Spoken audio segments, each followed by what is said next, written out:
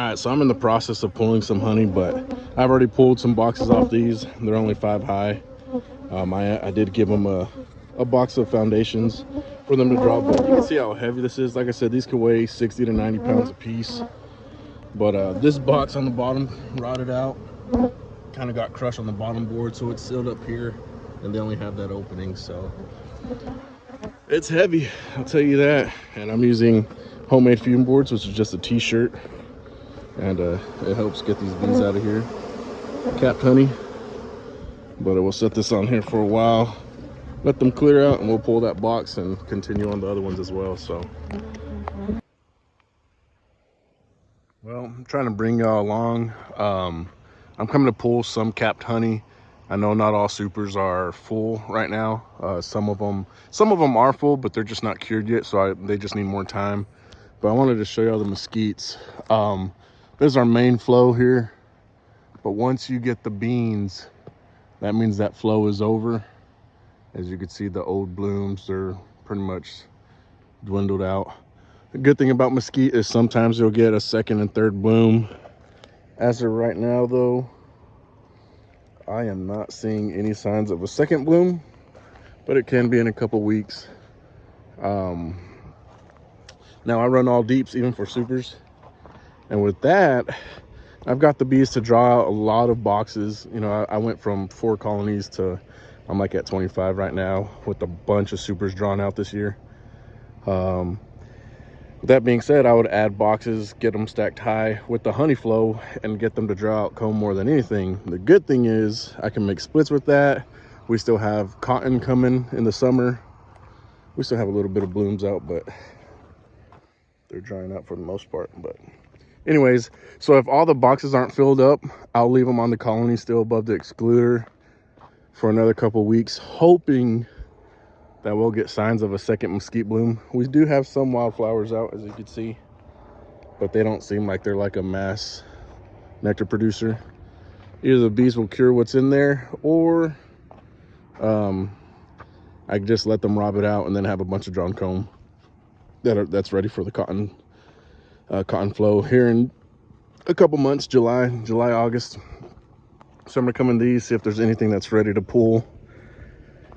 I pulled a couple 100 pounds from another yard earlier, and then I have another bigger yard to go to, so hopefully we have something to give. So I've already harvested about 280 pounds, maybe 250, and then I have about 200 pounds in the garage that I just harvested, and see if this yard and another yard will produce anything. And then in a couple weeks, see if the rest has been filled up or not. All right, so these were smaller colonies that I made splits, I believe the end of March, like the last week of March, early April. It's mid-May.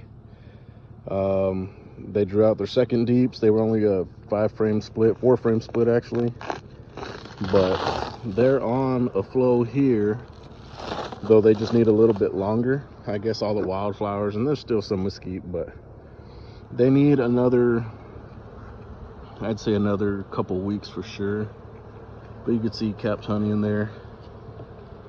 Now what I do is all right, y'all, so I don't know what it recorded, but these were splits I made end of March, first week of April. They were with mated queens. They were just 4-frame splits. I let them build up to a double deep. So there was brood in this top box. Then I shake all the bees down, put an excluder. Then I let that brood emerge, and then they backfill with honey. You can see, so these are the Corilla Farms genetics. Compared to our West Texas bees, they stay on the frames. They're not flying everywhere, attacking me. Great genetics. You can see capped honey all in here, but they need a couple more weeks to finish filling. If not, I'll come back, like I said, in a couple weeks and still what I can. Running single brood chamber, so that one wasn't ready either. I do want to check this bigger one because all the rest were made with 4 frames. That one was made with 6 frames of brood when I made the splits. So just want to show you what I'm doing and how I go about it.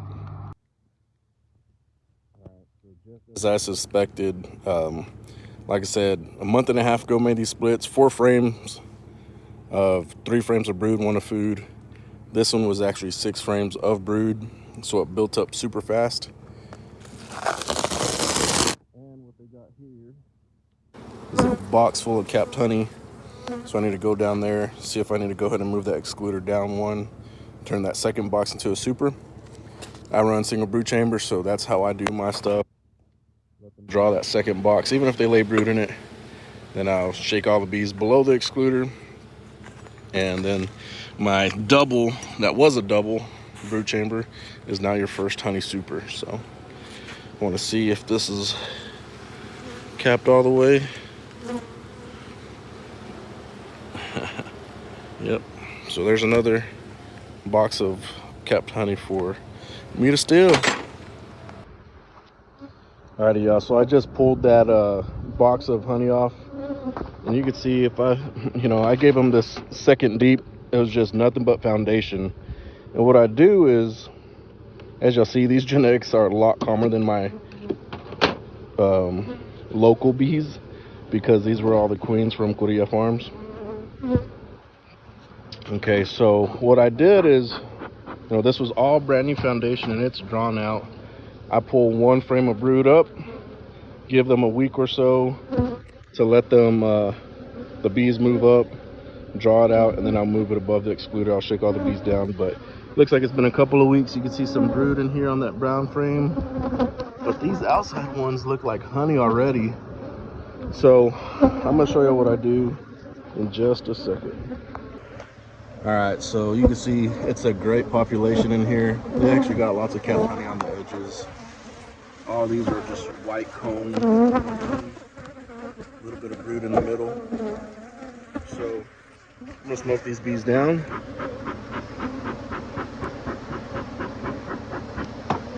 And then what I do is I add another box, an empty box, right on top. I'm gonna grab one frame at a time.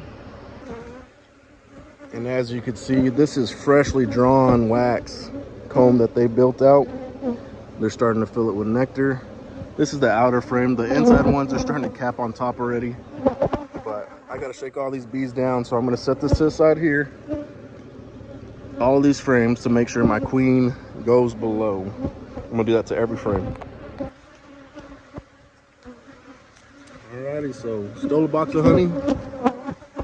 Was a double deep as they were drawing out that second box of foundations. Shook all the bees to that. We're gonna shake that down, add the excluder, and this will be another honey super, which they drew all this out and it's already being capped. A little bit of brood in the middle, but like I said, they'll emerge and be back fed. So healthy colony of bees, looking beautiful. Well, even on this side of town, the mesquite bloom is done. And you can see all the beans on here. So what actually happens is the blooms will actually come out and they produce a bean. And people actually make some flour out of it, mesquite bean flour. But some people feed it to horses and stuff. But yeah, I don't see any mesquite blooms on here. I don't know if we'll have a second flow or not. Still got a little bit of wildflowers. Careful with these kind of cactus. Yeah, okay, these ones are still blooming. Those are new ones that are about to bloom. These ones are drying out. That one's about to pop pretty good. And got some beans already. So, I mean, it really don't look like we're gonna have a second flow, but we'll be hopeful. All right, y'all, so this is a strong colony. I've added boxes to it, but it's it kind of ended up being like a Demary split. You're supposed to go back in there and kill any queen cells. If you separate the brood and larva from the main chamber, they will create queen cells, which you have some emergency queen cells. I'm glad I'm busting in this today. That one's elongated, it's not gonna work. Beautiful brood pattern. But I'm gonna kill these so these bees don't swarm. It's just I separated it too far from the brood chamber. So I'm gonna go through this colony and kill every queen cell. But you can see, beautifully packed. You can see it's 3, 4, 5 deeps. And I just took a medium off of it of capped honey, so it is packed.